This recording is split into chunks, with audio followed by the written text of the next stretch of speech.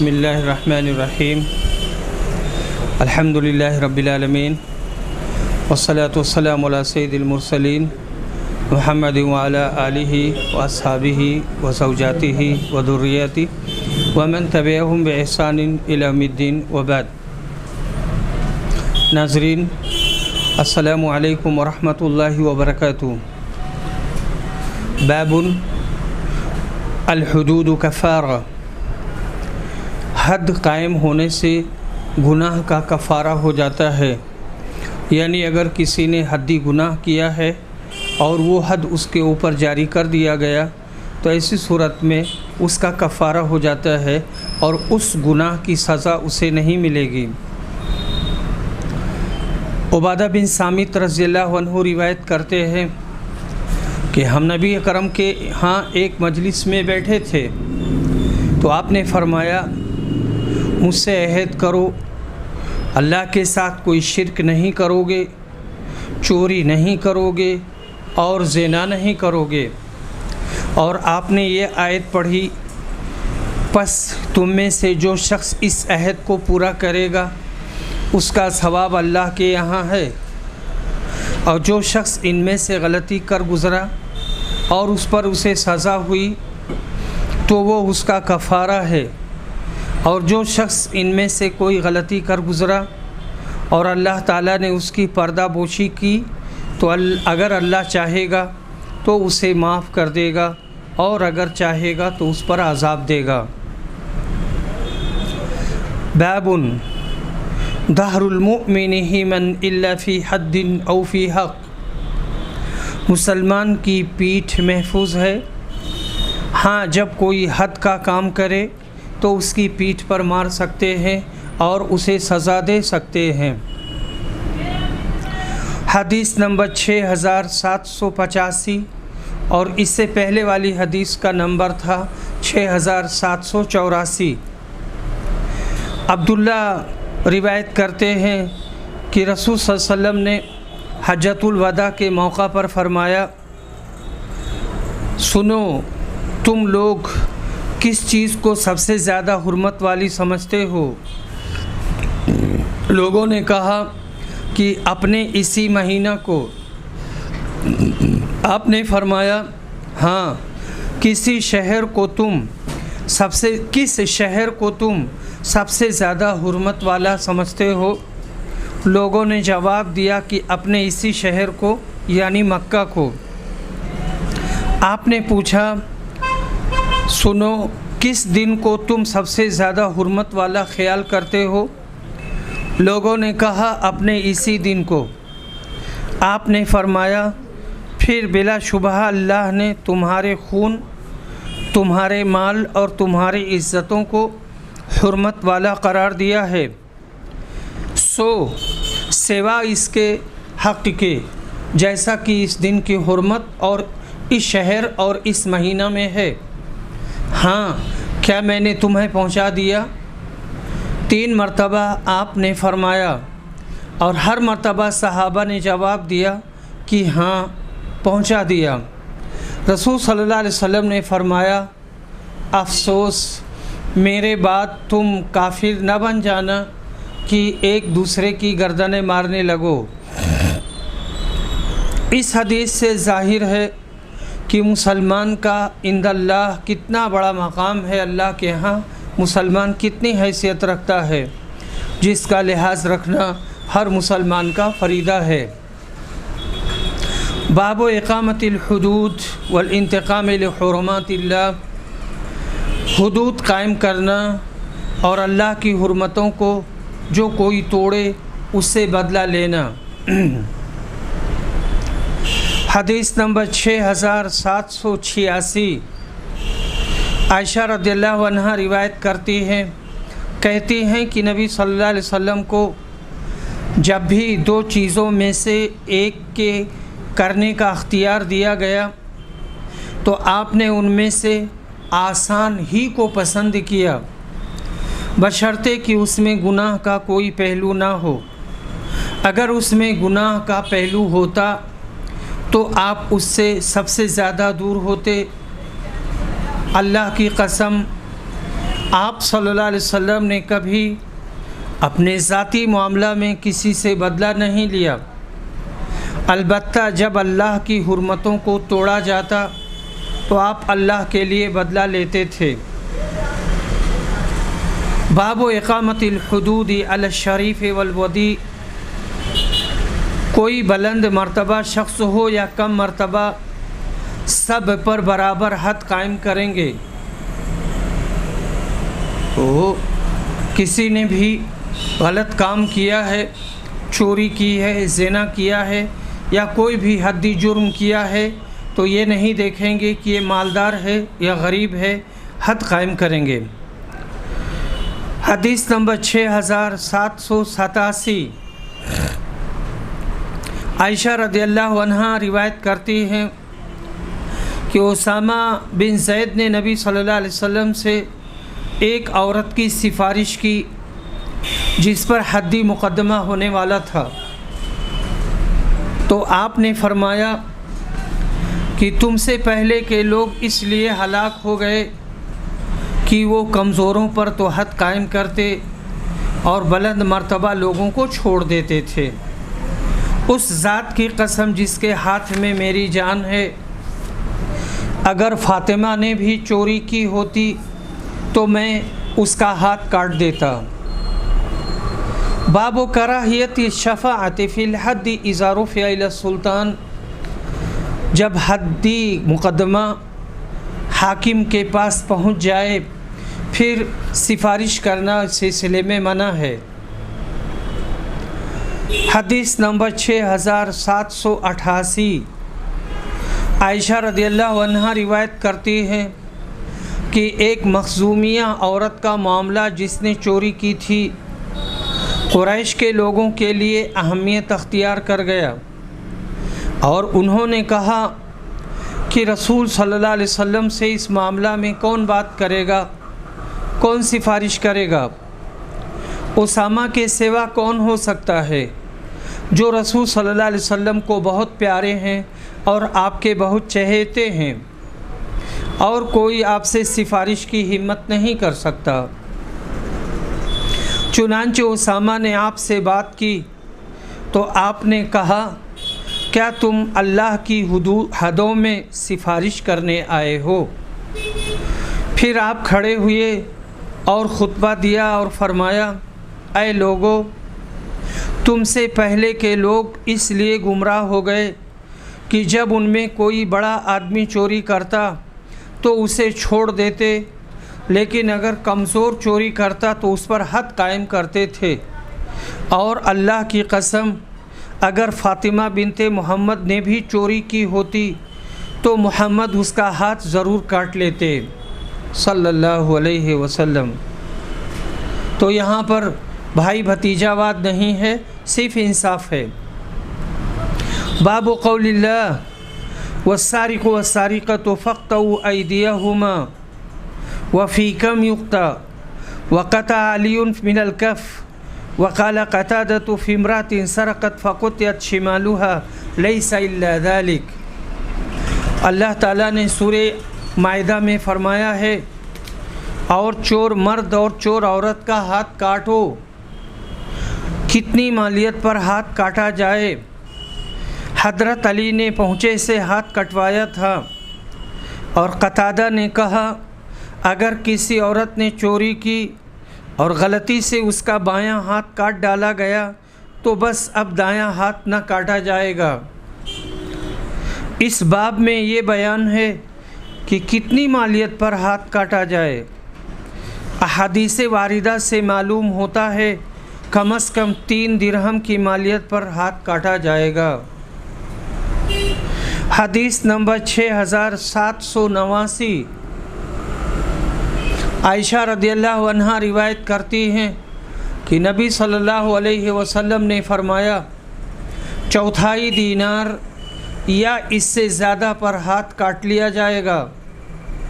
اس روایت کی مطابقت عبد الرحمن بن خالد زہری کے بھتیجے اور معمر نے زہری کے واسطے سے کی ہے، متفق علیہ۔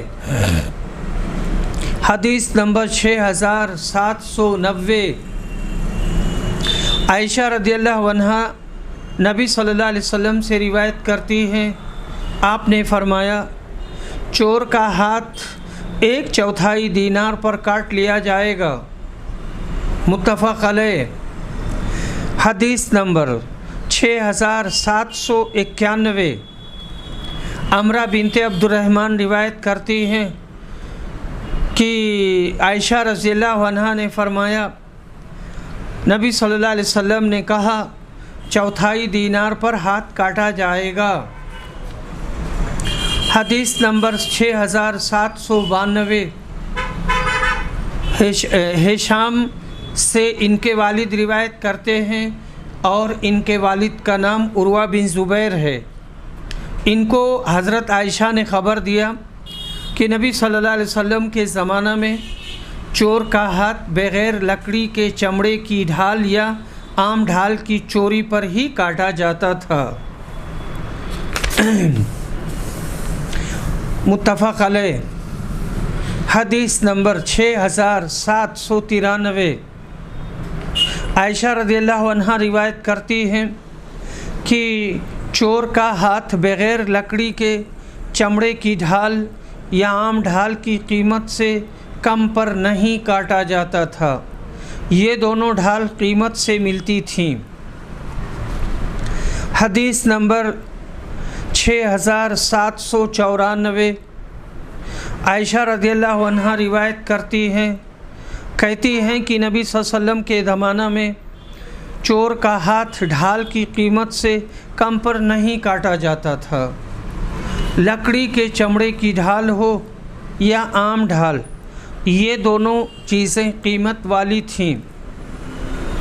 اس کی روایت وکی اور ابن ادریس نے ہشام کے واسطے سے کی، ان سے ان کے والد نے مرسلاً روایت کیا ہے اور یہ حدیث متفق علیہ ہے۔ حدیث نمبر 6795۔ عبداللہ بن عمر روایت کرتے ہیں کہ رسول صلی اللہ علیہ وسلم نے ایک ڈھال پر ہاتھ کاٹا تھا جس کی قیمت 3 درہم تھی۔ متفق علیہ۔ معلوم ہوا کہ 3 درہم کی مالیت چورانے پر ہاتھ کاٹا جائے گا، اور ایسے امور امام وقت یا اسلامی عدالت کے مقدمے کی پوزیشن سمجھنے پر موقوف ہیں۔ حدیث نمبر 6796۔ عبداللہ بن عمر روایت کرتے ہیں، کہتے ہیں کہ نبی صلی اللہ علیہ وسلم نے ایک ڈھال کی چوری پر ہاتھ کاٹا تھا جس کی قیمت 3 درہم تھی۔ متفق علیہ۔ حدیث نمبر 6797۔ عبداللہ بن عمر روایت کرتے ہیں کہ نبی صلی اللہ علیہ وسلم نے ایک ڈھال پر ہاتھ کاٹا تھا جس کی قیمت 3 درہم تھی۔ متفق علیہ۔ حدیث نمبر 6798۔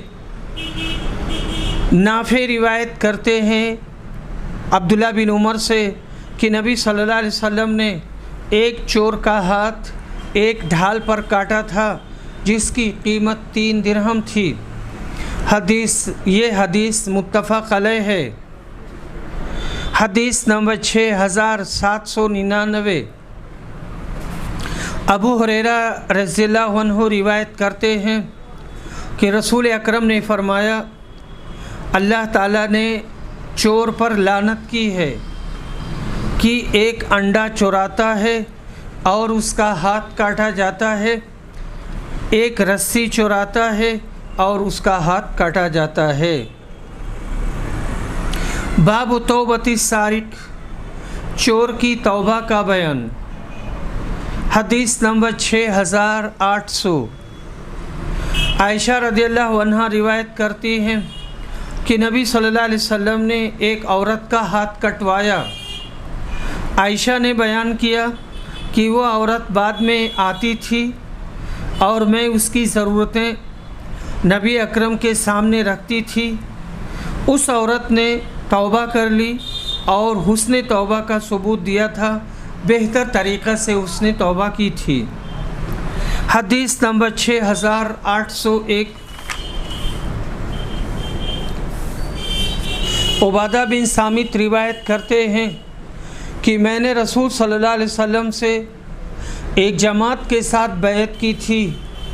حضرت نے اس پر فرمایا، میں تم سے عہد لیتا ہوں کہ تم اللہ کا کسی کو شریک نہیں ٹھہراؤ گے، تم چوری نہیں کرو گے، اپنی اولاد کی جان نہیں لوگے، اپنے دل سے گھڑ کر کسی پر تہمت نہیں لگاؤ گے، اور نیک کاموں میں میری نافرمانی نہ کرو گے۔ پس تم میں سے جو کوئی وعدے پورے کرے گا اس کا ثواب اللہ کے اوپر لازم ہے، اور جو کوئی ان میں سے کچھ غلطی کر گزرے گا اور دنیا میں بھی اسے اس کی سزا مل جائے گی تو یہ اس کا کفارہ ہوگی اور اسے پاک کرنے والی ہوگی، اور جس کی غلطی کو اللہ چھپا لے گا تو اس کا معاملہ اللہ کے ساتھ ہے، چاہے تو اسے عذاب دے اور چاہے تو اس کی مغفرت کرے۔ ابو عبداللہ امام بخاری نے کہا کہ ہاتھ کٹنے کے بعد اگر چور نے توبہ کر لی تو اس کی گواہی قبول ہوگی۔ یہی حال ہر اس شخص کا ہے جس پر حد جاری کی گئی ہو کہ اگر وہ توبہ کر لے گا تو اس کی گواہی قبول کی جائے گی۔ کتاب المحاربین من اہل الکفر والردہ، ان کفار و مرتدوں کے احکام کا بیان جو مسلمانوں سے لڑتے ہیں اور ان سے جنگ کرتے ہیں۔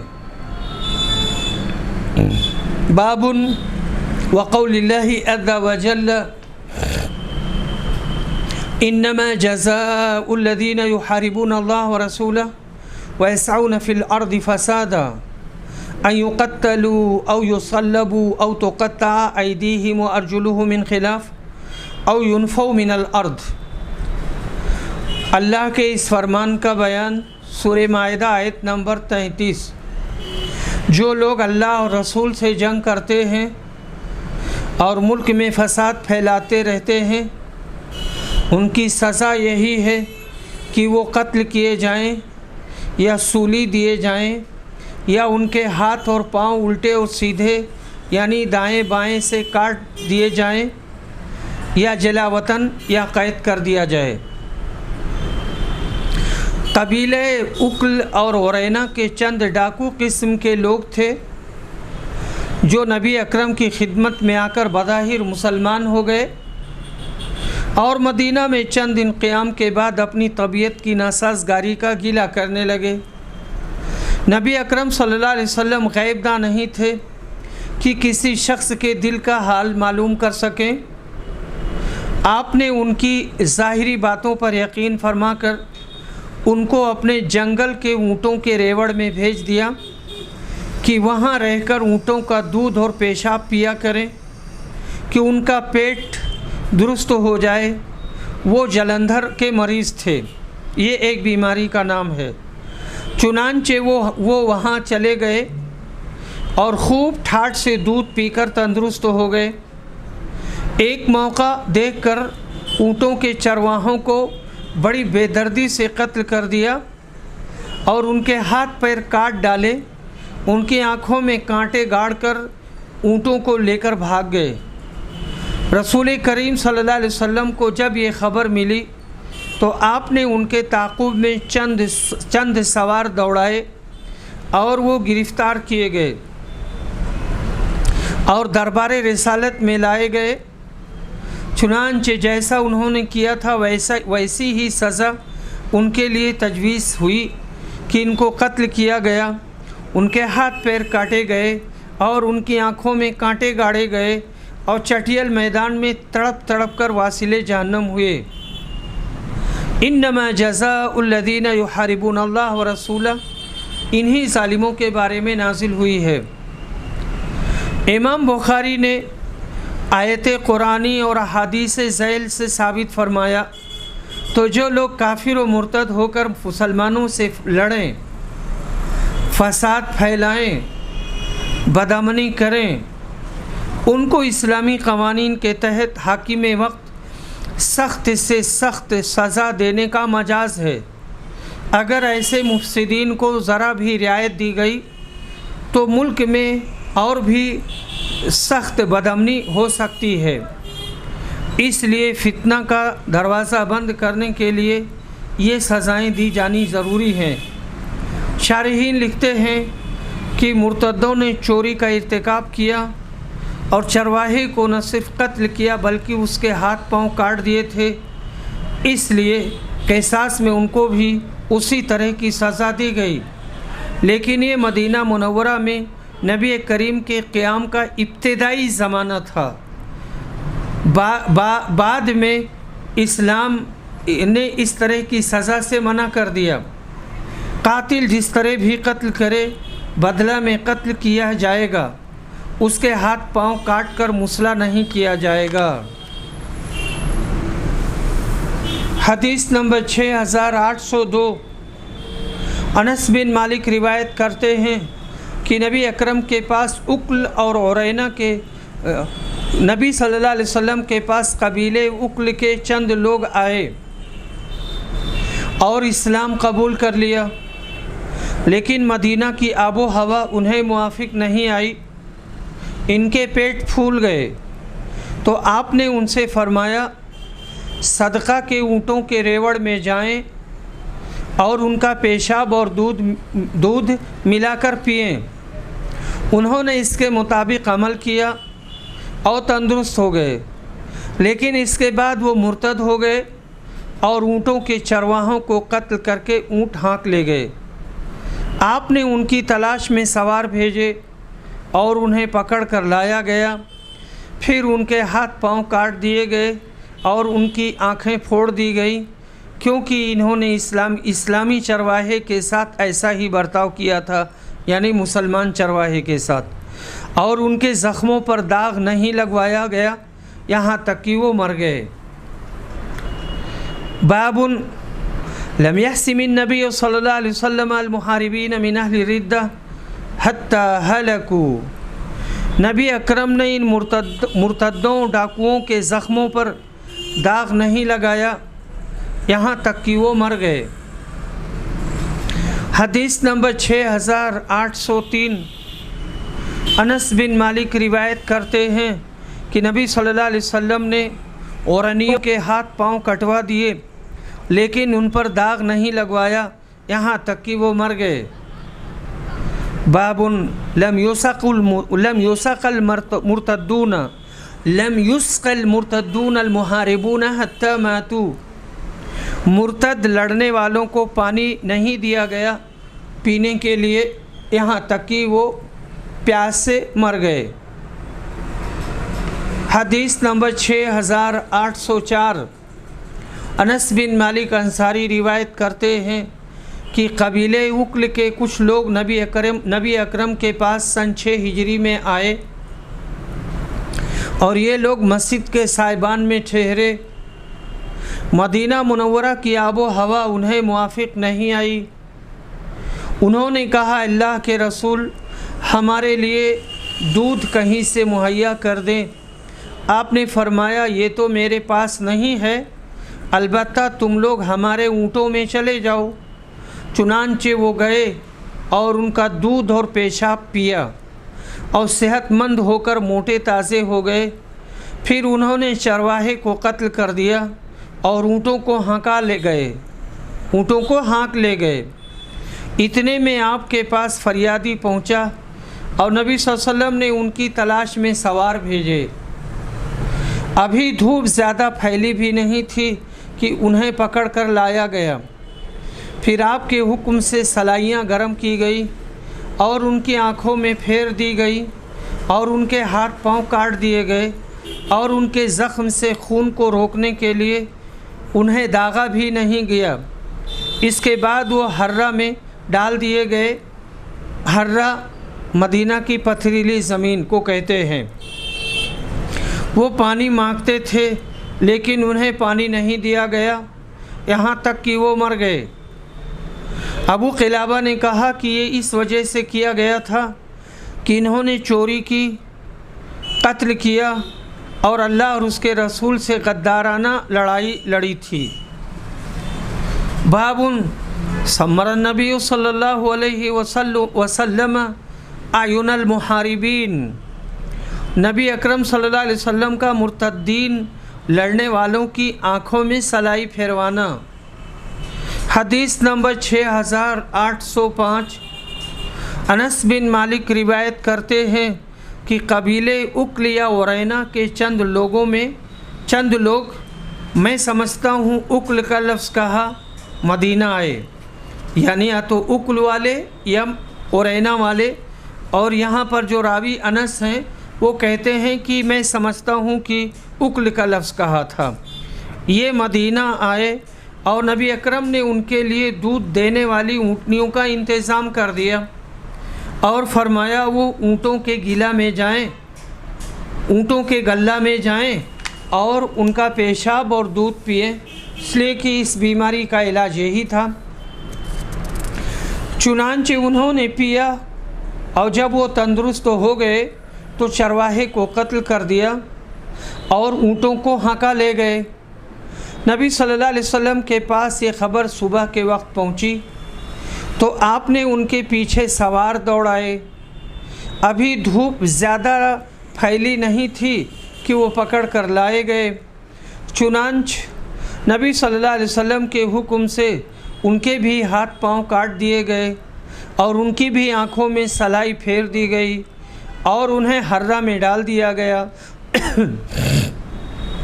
वो पानी मांगते थे लेकिन उन्हें पानी नहीं दिया गया। बाब फ़द्ल मन तरकल फ़वाहिश, जिसने फ़वाहिश को छोड़ दिया उसकी फ़जीलत का बयान। फ़वाहिश में ज़िनाकारी, इग़लाम बाग़ी वग़ैरह आता है, यानी मर्द का औरत से अपनी ख्वाहिश पूरी करना नाजायज़ तरीके से, या एक ही मर्द का मर्द से, इसी को इग़लाम बाज़ी कहते हैं। हदीस नंबर 6806। अबू हुरैरा रिवायत करते हैं कि नबी सल्लल्लाहु अलैहि वसल्लम ने फरमाया, 7 आदमी ऐसे हैं जिन्हें अल्लाह ताला क़यामत के दिन अपने अर्श के नीचे साया देगा, जबकि उसके अर्श के साया के अलावा और कोई साया नहीं होगा। आदिल हाकिम, नौजवान जिसने अल्लाह की इबादत में जवानी पाई, ऐसा शख्स जिसने अल्लाह को तन्हाई में याद किया और उसकी आँखों से आंसू निकल पड़े, वो शख्स जिसका दिल मस्जिद में लगा रहता है, वो 2 आदमी जो अल्लाह के लिए मोहब्बत करते हैं, वो शख्स जिसे किसी बुलंद मर्तबा और ख़ूबसूरत औरत ने अपनी तरफ बुलाया और उसने जवाब दिया कि मैं अल्लाह से डरता हूँ, और वो शख्स जिसने इतना पोशीदा सदक़ा किया कि उसके बाएं हाथ को भी पता न चल सका कि दाएं ने कितना और क्या सदक़ा दिया है और कितना सदक़ा किया है।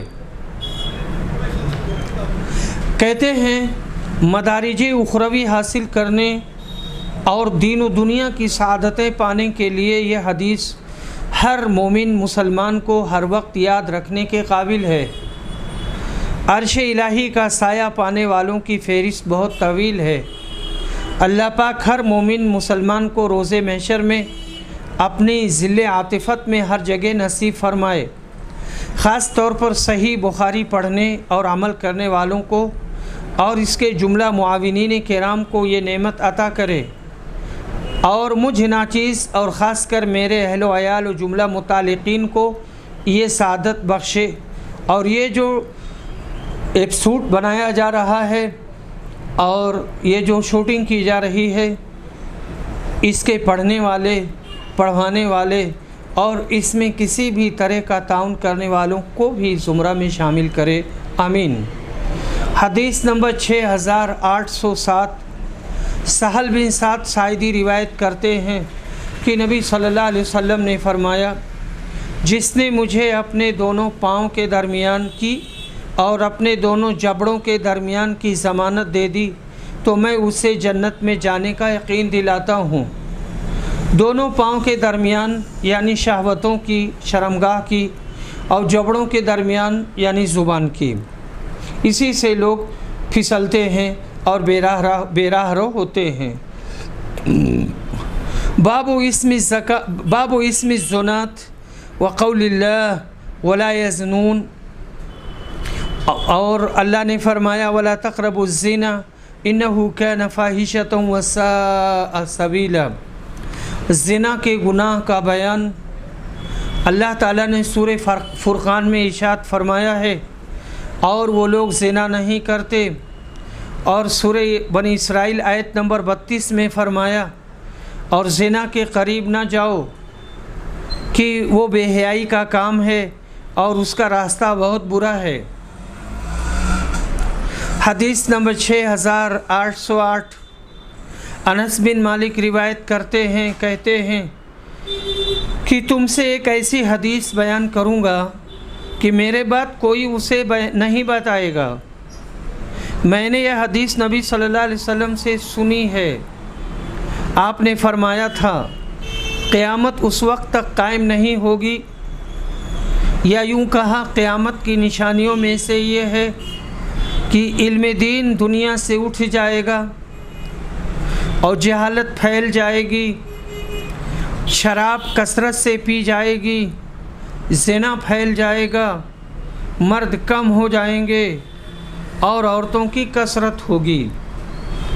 حالت یہاں تک پہنچ جائے گی کہ 50 عورتوں پر ایک ہی خبر لینے والا مرد رہ جائے گا۔ حدیث نمبر 6809، عبداللہ بن عباس روایت کرتے ہیں کہ رسول صلی اللہ علیہ وسلم نے فرمایا بندہ جب زنا کرتا ہے تو مومن نہیں رہتا جب تک وہ مومن نہیں رہتا، بندہ جب چوری کرتا ہے تو مومن نہیں رہتا، اور بندہ جب شراب پیتا ہے تو مومن نہیں رہتا، اور جب وہ قتل ناحق کرتا ہے تو مومن نہیں رہتا۔ اکرمہ نے کہا کہ میں نے ابن عباس سے پوچھا کہ ایمان اس سے کس طرح نکال لیا جاتا ہے؟ آپ نے فرمایا کہ وہ اس طرح، اور اس وقت آپ نے اپنی انگلیوں کو دوسرے ہاتھ کی انگلیوں میں ڈال کر پھر الگ کر لیا، پھر اگر وہ توبہ کر لیتا ہے تو ایمان اس کے پاس لوٹ آتا ہے، اس طرح، اور آپ نے اپنی انگلیوں کو دوسرے ہاتھ کی انگلیوں میں ڈالا، جو سمجھ میں آتا ہے ایسے ڈالا اور نکال لیا تو یہ نکلنا ہوا، اور ڈال دیا تو یہ ڈالنا ہوا۔ یہ کبیرہ گناہ ہیں جن سے توبہ کیے بغیر مرنے والا ایمان سے محروم رہتا ہے۔ جس میں ایمان کی رمق بھی ہوگی وہ ضرور بضرور توبہ کر کے مرے گا۔ حدیث نمبر 6810، ابو ہریرہ روایت کرتے ہیں کہ نبی صلی اللہ علیہ وسلم نے فرمایا زنا کرنے والا جب زنا کرتا ہے تو وہ مومن نہیں رہتا، چور جب چوری کرتا ہے تو مومن نہیں رہتا، شرابی جب شراب پیتا ہے تو مومن نہیں رہتا۔ پھر ان سب آدمیوں کے لیے توبہ کا دروازہ بہرحال کھلا ہوا ہے۔ مسلم۔ مگر توبہ کی توفیق بھی قسمت والوں کو ملتی ہے۔ توبہ سے پختہ توبہ مراد ہے، نہ کہ رسمی توبہ۔ حدیث نمبر 6811، عبداللہ بن مسعود روایت کرتے ہیں کہ میں نے پوچھا اللہ کے رسول کون سا گناہ سب سے بڑا ہے؟ کہا تم اللہ کا کسی کو شریک بناؤ حالانکہ اسی نے تمہیں پیدا کیا ہے۔ میں نے پوچھا اس کے بعد؟ کہا یہ کہ تم اپنی اولاد کو اس خطرے سے مار ڈالو کہ وہ تمہارے کھانے میں تمہارے ساتھ شریک ہوگی۔ میں نے پوچھا اس کے بعد؟ کہا یہ کہ تم اپنے پڑوسی کی بیوی سے زنا کرو۔ یہاں پر اس کے بعد میں سندوں کے بارے میں کچھ باتیں بیان کی گئی ہیں۔ باب رجم المحصن، شادی شدہ اگر زنا کر لیتا ہے اور اس کا زنا ثابت ہو جاتا ہے تو ایسی صورت میں اس کو رجم کر دیا جائے گا۔ حسن بصری کہتے ہیں اگر کوئی شخص اپنی بہن سے زنا کرے تو اس پر زنا کی حد پڑے گی۔ یہ اسلام کی وہ تعزیرات ہیں اور وہ قوانین و ضوابط ہیں جن کے اجرا پر امن عالم کی بنیاد ہے۔ اگر اس پر عمل کریں گے تو ایسی صورت میں دنیا میں امن و امان قائم رہے گا، یا جو ملک اس قانون کو نافذ کرے گا اور اس پر چلے گا وہ ملک محفوظ رہے گا، بہت ساری برائیوں سے وہ لوگ بچ جائیں گے۔ حدیث نمبر 6812، علی بن ابی طالب روایت کرتے ہیں کہ جب انہوں نے جمعہ کے دن عورت کو رجم کیا تو کہا کہ میں نے اس کا رجم رسول صلی اللہ علیہ وسلم کی سنت کے مطابق کیا ہے۔ حدیث نمبر 6813، عبداللہ بن ابو اوفا روایت کرتے ہیں، کہتے ہیں کہ میں نے پوچھا کیا رسول صلی اللہ علیہ وسلم نے کسی کو رجم کیا تھا؟ انہوں نے کہا ہاں۔ میں نے پوچھا سورہ نور سے پہلے یا اس کے بعد؟ کہا کہ یہ مجھے معلوم نہیں۔ متفق علیہ۔ یہی قانون رجم طریقہ محمدی ہے جو اس برائی کو ختم کرنے کے لیے تیر بہدف ہے۔ حدیث نمبر 6814، جابر بن عبداللہ انصاری روایت کرتے ہیں کہ قبیلہ اسلم کے ایک صاحب جن کا نام مائز تھا رسول اکرم صلی اللہ علیہ وسلم کی خدمت میں آئے اور کہا میں نے زنا کیا ہے۔ پھر انہوں نے اپنے زنا کا 4 مرتبہ اقرار کیا تو رسول صلی اللہ علیہ وسلم نے ان کے رجم کا حکم دیا اور انہیں رجم کیا گیا، وہ شادی شدہ تھے۔ حدیث نمبر باب لا یرجم المجنون ولا المجنون، پاگل مرد یا پاگل عورت کو رجم نہیں کیا جائے گا۔ حضرت علی نے حضرت عمر سے کہا کیا آپ کو معلوم نہیں کہ پاگل سے قلم اٹھا لیا گیا ہے، یعنی نہ تو اسے ثواب ملے گا اور نہ عذاب ملے گا یہاں تک کہ اسے ہوش آ جائے۔ اسی طرح بچے سے یہاں تک کہ بالغ ہو جائے۔ سونے والا بھی مرفوع قلم ہے اور قلم اٹھا لیا گیا ہے یہاں تک کہ وہ بیدار ہو جائے، یعنی دماغ اور ہوش درست کر لے۔ مرفوع قلم کا مطلب یہ ہے کہ ان سے معافی ہے۔ ایک زانیہ عورت کو حضرت عمر نے رجم کرنا چاہا تھا، اس وقت حضرت علی نے یہ بات کہی تھی۔ حدیث نمبر 6815، ابو ہریرہ روایت کرتے ہیں کہ ایک صاحب مائز بن مالک اسلمی رسول صلی اللہ علیہ وسلم کی خدمت میں آئے۔ اس وقت حضرت صلی اللہ علیہ وسلم مسجد میں تھے۔ انہوں نے آپ کو آواز دی اور کہا کہ اے اللہ کے رسول، میں نے زنا کر لیا ہے۔ آپ نے ان کی طرف سے منہ پھیر لیا۔ انہوں نے یہ بات 4 دفعہ دہرائی۔ جب 4 دفعہ انہوں نے اس گناہ کی اپنے اوپر شہادت دی تو نبی صلی اللہ علیہ وسلم نے انہیں فرمایا، نبی صلی اللہ علیہ وسلم نے انہیں بلایا اور کہا کیا تم دیوانے ہو؟ انہوں نے کہا کہ نہیں۔ آپ نے دریافت فرمایا پھر کیا تم شادی شدہ ہو؟ انہوں نے کہا ہاں۔ اس پر آپ نے فرمایا انہیں لے جاؤ اور رجم کر دو۔ متفق علیہ۔ نبی اکرم نے پوچھا تھا کیا تم دیوانے ہو؟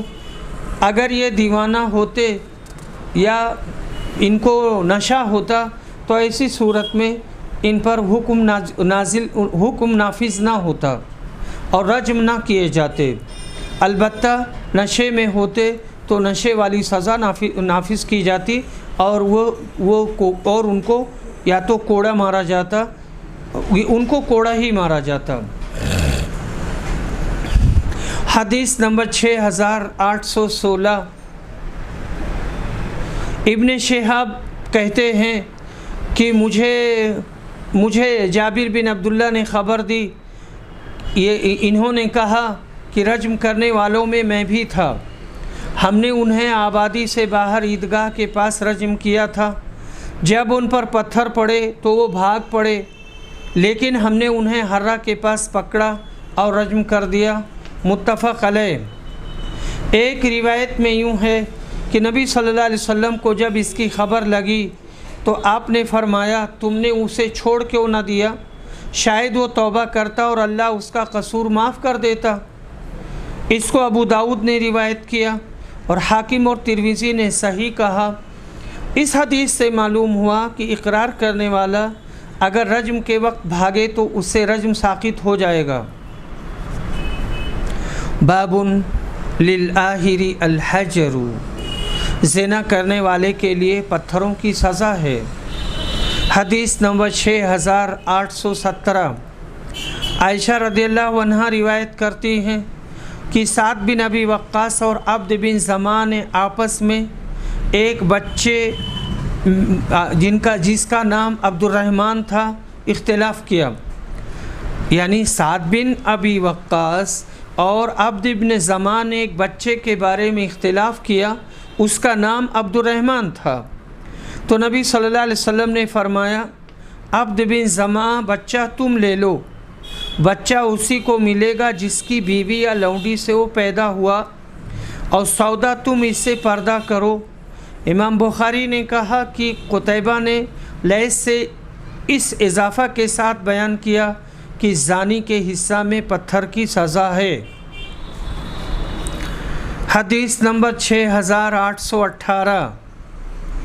ابو ہریرہ کہتے ہیں کہ نبی صلی اللہ علیہ وسلم نے فرمایا، لڑکا اسی کو ملتا ہے جس کی بیوی یا لونڈی کے پیٹ سے پیدا ہوا ہو، اور حرام کار کے لیے صرف پتھر ہیں، یعنی زانی کے لیے۔ یہ اسلام کا عدالتی فیصلہ ہے کہ جس کا اثر بچے کی پوری زندگی، حق، حقوق، توریث وغیرہ پر پڑتا ہے۔ باب الرجم بالبلاط، بلاط میں رجم کرنا۔ مسجد نبوی کے سامنے پتھروں کا ایک فرش تھا، اسی کا نام بلاط تھا۔ اب تو بفضل اللہ تعالی چاروں طرف دور دور تک فرش ہی فرش بنا ہوا ہے جو بہترین پتھروں کا ہے۔ حدیث نمبر 6819۔ عبداللہ بن عمر روایت کرتے ہیں کہ رسول صلی اللہ علیہ وسلم کے پاس ایک یہودی مرد اور ایک یہودی عورت کو لایا گیا جنہوں نے زنا کیا تھا۔ آپ نے ان سے پوچھا، تمہاری کتاب تورات میں اس کی سزا کیا ہے؟ انہوں نے کہا کہ ہمارے علماء نے اس کی سزا چہرے کو سیاہ کرنا اور گدھے پر الٹا سوار کرنا تجویز کی ہے۔ اس پر عبداللہ بن سلام نے کہا، اے اللہ کے رسول، اس سے تورات منگوائیے۔ جب تورات لائی گئی تو ان میں سے ایک نے رجم والی آیت پر اپنا ہاتھ رکھ لیا اور اس سے آگے اور پیچھے کی آیتیں پڑھنے لگا۔ عبداللہ بن سلام نے اس سے کہا کہ اپنا ہاتھ ہٹاؤ، اور جب اس نے اپنا ہاتھ ہٹایا تو آیت رجم اس کے ہاتھ کے نیچے تھی۔ آپ نے ان دونوں کے متعلق حکم دیا اور انہیں رجم کر دیا گیا۔ حضرت ابن عمر نے کہا کہ انہیں بلاط میں رجم کیا گیا۔ مسجد نبوی کے قریب ایک جگہ کا نام ہے۔ میں نے دیکھا کہ یہودی مرد عورت کو بچانے کے لیے اس پر جھک جھک پڑتا تھا۔ ثابت ہوا کہ مسلم اسٹیٹ میں یہودیوں اور عیسائیوں کے فیصلے ان کی شریعت کے مطابق کیے جائیں گے، بشرطے کہ اسلام ہی کے موافق ہوں۔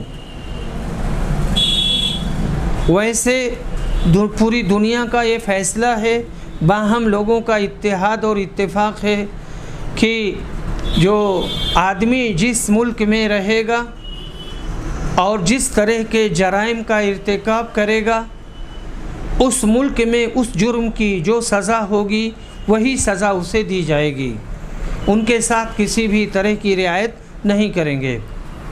باب الرجم بالمصلی، عیدگاہ میں رجم کرنا۔ ईदगाह के पास, या तो ईदगाह के पास रज्म करना या बजाते ख़ुद ईदगाह में रज्म करना जो मैदान है। हदीस नंबर 6820, जाबिर बिन अब्दुल्ला रिवायत करते हैं कि कबीले असलम के एक साहब नबी सल्लल्लाहु अलैहि वसल्लम के पास आए और ज़िना का इकरार किया, लेकिन नबी अकरम सल्लल्लाहु अलैहि वसल्लम ने उनकी तरफ से अपना मुंह फेर लिया।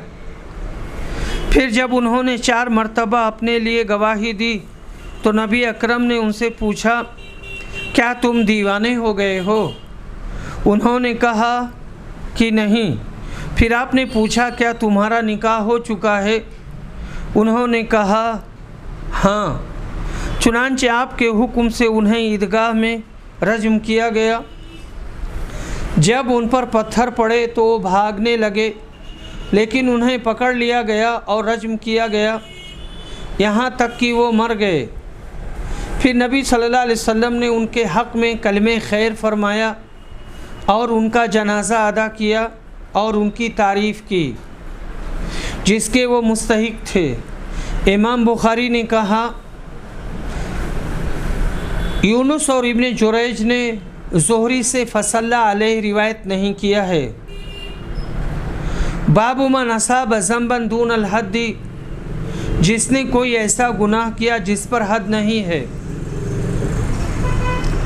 मसलन अजनबी औरत को बोसा दे दिया, जैसे मसलन अजनबी औरत को बोसा दिया या उससे महसास किया और फिर उसकी ख़बर इमाम को दी, तो अगर उसने तौबा कर ली और फतवा पूछने आया तो उसे अब तौबा के बाद कोई सज़ा नहीं दी जाएगी। अता ने कहा कि ऐसी सूरत में नबी अकरम सल्लल्लाहु अलैहि वसल्लम ने उसे कोई सज़ा नहीं दी थी। इब्ने जुरैज ने कहा कि नबी सल्लल्लाहु अलैहि वसल्लम ने उनको कोई सज़ा नहीं दी थी, और जिन्होंने रमज़ान में बीवी से सोहबत कर ली थी। इसी तरह हज़रत उमर ने हालत एहराम में हिरन का शिकार करने वालों को सज़ा नहीं दी। और इस बाब में अबू उस्मान की रिवायत हज़रत इब्ने मसूद से बहवाला नबी सल्लल्लाहु अलैहि वसल्लम मरवी है। हदीस नंबर 6821, अबू हुरैरा रिवायत करते हैं कि एक साहब ने रमज़ान में अपनी बीवी से हम बिस्तरी कर ली और फिर रसूल सल्लल्लाहु अलैहि वसल्लम से इसका हुक्म पूछा, तो आपने फरमाया, क्या तुम्हारे पास कोई ग़ुलाम है? उन्होंने कहा कि नहीं। इस पर आपने दरियाफ़्त फरमाया, 2 महीने के रोज़ा रखने की तुम में ताकत है? उन्होंने कहा नहीं। आपने कहा, फिर 60 मुहताजों को खाना खिलाओ। हदीस नंबर 6822, आयशा रज़ियल्लाहु अन्हा रिवायत करती हैं कि एक साहब नबी अकरम के पास आए। आप मस्जिद में बैठे हुए थे और कहा, मैं तो दोज़ख का मुस्तहिक हो गया। आपने पूछा, क्या बात हुई? कहा कि मैंने अपनी बीवी से रमज़ान में जमा कर लिया है। हज़रत ने उनसे कहा, सदका कर। उन्होंने कहा, मेरे पास कुछ भी नहीं। फिर वो बैठ गया और उसके बाद एक साहब गधा हाँकते हुए लाए जिस पर खाने की चीज़ें रखी थीं। अब्दुर्रहमान ने कहा कि मुझे मालूम नहीं कि वो क्या चीज़ थी। दूसरी रिवायत में यूँ है कि खजूर लदी हुई थी। उसे नबी सल्लल्लाहु अलैहि वसल्लम के पास लाया जा रहा था। रसूल अकरम ने पूछा, आग में जलने वाले साहब कहाँ हैं? वो बोले कि मैं हाजिर हूँ। आपने फरमाया, इसे ले जाओ और सदका कर दो। उन्होंने पूछा, क्या अपने से ज़्यादा मुहताज को दूँ? आपने फरमाया, ठीक है, फिर तुम ही ले जाओ और तुम ही खा लो। व आखिर दावाना अनिल हम्दुलिल्लाहि रब्बिल आलमीन।